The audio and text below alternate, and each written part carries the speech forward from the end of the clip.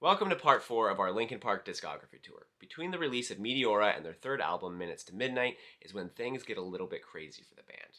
Not everything is bad though. There are some successful releases and tours and side projects that keep the band busy while they engage in an epic battle with their record label, Warner Music Group.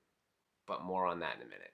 First, if you like this video, please remember to like, comment, and subscribe. It really helps the channel and the community grow and helps keep you up to date on what's coming out and being released here at Critically Disdained. So with that, let's talk about what happened between Meteora and Minutes to Midnight. In the 4 years between Meteora and Minutes, despite the success that they are enjoying, there are multiple reasons why it takes the band so long to get back into the studio to work on new material. Tours are obviously important to musicians, especially when they're promoting an album. So some of this time is dedicated to the promotion of Meteora and the tour that involved. And from these tours, we get the release of their live album, Live in Texas, which was released towards the end of 2003. This record was a mix of two shows that were recorded in Houston and Dallas and also came along with an accompanying DVD. And it did well. It hit number 23 on the US Billboard 200 and was also certified platinum. And in addition to these tours, they also participated in some humanitarian charitable events as well. While we're talking about releases between the studio albums, another important EP release was released in 2004 in collaboration with Jay-Z, where they did, in my opinion, some really epic mashups of Linkin Park and Jay-Z songs together. And people liked it. It debuted at number 1 on the US Billboard 200 and was certified double platinum. If you want to go check that out, it is called Collision Course, and it's absolutely fantastic. Side projects were also a part of the delay as to why they didn't get right back into the studio. Chester had started a supergroup called Dead by Sunrise. Mike did some work with Depeche Mode, but also, most notably, Mike formed Fort Minor, which is a rap project in connection with the group Styles of Beyond. In the future, I'm hoping to do an in-depth review of Fort Minor's album that came out in 2005, The Rising Tide, but we'll see where that ends up fitting in this discography tour. At any rate, the sales were solid as The Rising Tide ended up being certified platinum, and the charting wasn't bad either. It hit number 51 on the US Billboard 200. Now, the infamous fight between Linkin Park and Warner Music Group. This was a major reason, if not the major reason, for the delay of Minutes to Midnight, because why work on an album for a record company you were fighting and trying to get out of your contract with? That wouldn't make sense, so they waited to go back to the studio. Reportedly, the fight started because Warner asked Linkin Park to play at the New York Stock Exchange, which angered the band because the company had restructured and cut a large amount of staff, and as a result, the band tried getting out of their contract. As a stab at Warner, Linkin Park released a statement saying, "The new owners of the Warner Music Group will be reaping a windfall of $1.4 billion from their $2.6 billion purchase, a mere 18 months if their planned IPO moves forward. Linkin Park, their biggest act, will get nothing.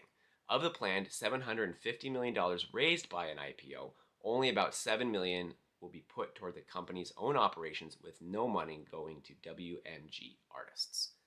And with that, Warner clapped back with their own statement, saying, "We value our relationship with Linkin Park, and we are proud of our work together since signing the band as a developing artist in 1999. While Linkin Park's talent is without question, the band's management is using fictitious numbers and making baseless charges and inflammatory threats in what is clearly a negotiating tactics. Warner Brothers Records has made significant investments in Linkin Park, and they have always been compensated generously for their outstanding worldwide success." This back and forth went on for a while, with the band and the record label taking shots at each other, but eventually the band and the label went to the war room together to discuss terms, and by December of 2005, a new contract had been reached and they moved on from their feud. Which Warner Music Group was smart to appease the band, because at the time, Linkin Park was their biggest moneymaker. So from there, they entered the studio and managed to record up to 50 songs for the next record, with Rick Rubin at the helm of production instead of Don Gilmore. The reason for the change from Don Gilmore as producer is the band intended on going a different direction from previous records. They felt at this point that their first two albums could easily be duplicated, so they decided to change it up for this record. And fun fact about this record, this is actually the first Linkin Park album to be stamped with a parental advisory sticker, because even though their past albums were thematically very heavy, this is the first Linkin Park album to actually use profanity. Minutes to Midnight is more rock forward, there's more singing from Mike Shinoda, and a significant decrease in the amount of his rapping. Also, Joe Hahn takes a back seat in regards to his techno and focuses more on programming and engineering related jobs within the songs. And because of their change in direction, they were highly scrutinized by their critics. Some critics still felt that they did an amazing job as a band and that they could do no wrong. However, some critics, such as AllMusic, said that the album sounded passe and that they were opting to create a muddled, colorless murk. Do you agree with the critics that loved the album, or the ones that thought it was bad? Comment your thoughts below, and let's dive into the record. Wake, the opening track of the record, starts off with quite an ominous build-up. Wake starts very quiet and leads into a large boom, utilizing powerful drums and singing guitars, signaling that something epic is coming, and this moves us into their first full-length song, Given Up. Now, Given Up starts with the sound of clapping, mimicking this, in my opinion, the sound of boots marching with some key jingling going on. And then once the guitar kicks in, we get a rather unique sound from all of these sounds meshing together. In the song, Chester is staring straight into desperation, stuck inside a broken headspace where he's given up on life, identifying himself as his own worst enemy. One of the most epic parts of the song is about 2 minutes in when Chester delivers a 17-second scream, which is insane. And when you watch it live, it's even more amazing to be able to experience it that way. From there, we move into Leave Out All the Rest, which starts out with Chester talking about a dream that he had that presents him with the question, what is he leaving behind when he is eventually gone? And the whole concept of the song is that when death takes him, he wants to leave behind a reason to be missed and forget all the bad. This song has a gentle and contemplative beat to accompany Chester's vocals, then the end sounds like someone is walking into a room full of people as it cuts to Bleed It Out. As we go full force into Bleed It Out, we hear somebody enter the room and shake what sounds like a tambourine before the guitar comes in, powering into one of Mike Shinoda's only raps on the album. Mike said that this was a rather difficult song to make and that the lyric at the beginning where he says, "Here we go for the 100th time," is actually a reference to the amount of times he had to rework the lyrics for this song. Now, Shadow of the Day. Shadow of the Day comes in with a relaxed beat that leads into Chester singing about isolation and how sometimes you have to leave your past behind you and move on to a new beginning. This is the mellowest Linkin Park song to this point in their career. The transitions on this record are absolutely flawless. As Shadow of the Day ends, we get some of the keyboard sound effects that effectively slides right into the song What I've Done, which appeared in the movie Transformers back in 2007. The song really hits on the subject of regret and self-forgiveness. We all have regrets, and sometimes we need to erase from time what we've done by showing ourselves mercy and learning to forgive ourselves. Now, moving into Hands Held High, we have an almost religious yet militaristic tone and a rap from Mike, which is more like a flowing inspirational speech put to a drum beat. It doesn't quite feel like a rap, but in between verses, we get that religious feel again with the gang vocals uttering repeatedly the word amen in a way that sounds like a choir singing it.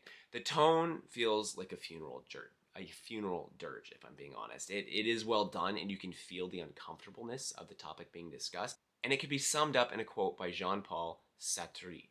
I'm not quite sure how to say that last name properly, so I probably just butchered it. I apologize. But the quote that he said is also in the song. He said, "When the rich wage war, it's the poor who die." And now it's time to shift gears as the song No More Sorrow moves in and hits us with guitar and drums that feel like gunshots. Once it gets going, it feels more like a straightforward rock song that continues on the theme of war and pain. It's a real stab at the powers that be. Now, Minutes to Midnight really capitalizes on Rob Borden's drumming. And the song Valentine's Day is no different. This is a pretty stripped down rock song that discusses losing someone and feeling the pain of their loss on a special day. In the song, it specifically sings about Valentine's Day, but the concept of that pain could be felt on any special day. The song In Between is probably, honestly, my least favorite song on this record. It's slow to get started, and even though the topic of being lost in between what you want and what you do is important, this song is unfortunately, in my opinion, does not deliver the emotion that it is attempting to invoke. The message is good, but I feel it's lost in their attempt to do something a little bit different. What do you think? Let me know down in the comments what your thoughts on that song are. The beginning of In Pieces I feel is quite interesting. The instrument, which I couldn't find what the sound they used actually was, it sounded really cool though. To me it sounds like a metal percussion instrument of some kind. If you know what it is that they're using, throw it down in the comments. I'd really be interested to know what it is specifically. So if you know, let me know.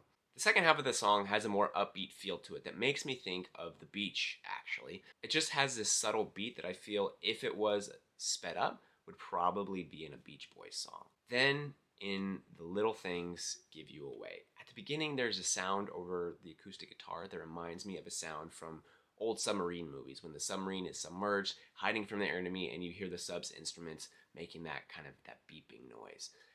This song has a slow ballad feel to it and is quite calm and contemplative. To finish off the record, it leaves us on a somber tone. Overall, I think Minutes to Midnight is a fantastic record. Now, I don't think it's as strong as Hybrid Theory or Meteora. In fact, I think the strongest part of this record is the first half. In the first half, you get a more dynamic sound and some of Chester's best vocals from their entire career, especially the showcasing of his screaming ability in the song Given Up. Whereas the second half of the record is a bit more subdued. It's not that it's bad, but it is more mellow than what we have seen from the band previously. Considering at this point in history bands were fighting music piracy and a slump in CD sales, Linkin Park was still able to see good sales and actually saw better success with their singles than they did with the full album. And to sum up, from Chester's screams to the more pure rock sound, the band took a gamble changing direction, and I personally feel that they came out on top. What do you think of the record? Do you have any favorite songs or memories related to this album? Let me know down in the comments, and if you like this video, don't forget to like, comment, and subscribe. And next week, we will be diving into Linkin Park's fourth album, A Thousand Suns. We hope to see you then, and I just want to say thank you for joining me.